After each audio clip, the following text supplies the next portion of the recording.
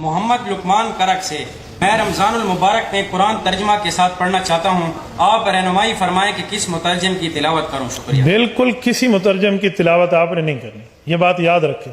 عام بندہ جب قرآن کے ترجمے اٹھا کے اس میں غور و خوض شروع کرے گا، یہ گمراہی کا دروازہ کھلے گا۔ میری جان من، قرآن کریم اتنا لاوارث نہیں ہے کہ آپ اس کو بغیر قرآن کے ماہر کے پڑھنا شروع کر دیں۔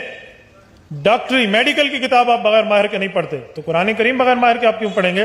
ترجمے آپ کے لیے نہیں ہے، یہ طالب علم کے لیے، یہ انڈر کنسٹرکشن عالم کے لیے، جو ابھی زیر تعمیر ہے، یہ اس کی مدد کے لیے۔ آپ کو چاہیے آپ نے ترجمہ پڑھنا ہے تو کسی عالم دین کی زیر نگرانی پڑھیں۔ اور یہ حیران کن بات ہے کہ اگر مجھے کوئی یہودی آ کے یہ کہے نا کہ قرآن ڈائریکٹ نہ پڑھنا گمراہ ہو جاؤ گے، ہم کہیں گے دیکھو اللہ کا دشمن ہے، اپنی کتاب پڑھوانا چاہتا ہے، تو تھوڑا مولوی ممبر نے چڑھ کے اندر قرآن ڈائریکٹ نہیں پڑھنا چاہیے، گمراہ ہو جاؤ گے، تو اس کے بارے میں سوچا جائے یہ کسی اور چکر میں ہی ہے۔ یہ مسلمان کے لبادے میں ایک دشمن اسلام کا کھڑا ہوا ہے آپ کے سامنے۔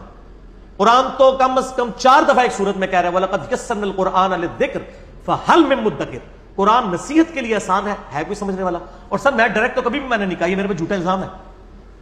میں نے ہمیشہ کہا ہے بریلوی ہو تو احمد بریلوی صاحب کا ترجمہ پڑھو، دیوبندی ہو تو اشرف تھانوی کا ہی پڑھ لو اپنے بزرگوں کا، آپ اہل حدیث ہو تو جونہ گھڑی صاحب کا ہی پڑھ لو، شیعہ ہو تو سید فرمان علی شاہ صاحب کا پڑھ لو۔ سر میں تو کہتا ہوں آپ احمد بریلوی صاحب سے قرآن پڑھیں، کیونکہ وہ یہ نوٹس تو نہیں بنا کے گئے تھے آپ کے لیے ترجمہ لکھ، تو میں تو ڈائریکٹ احمد بریلوی صاحب سے قرآن پڑھتا ہوں۔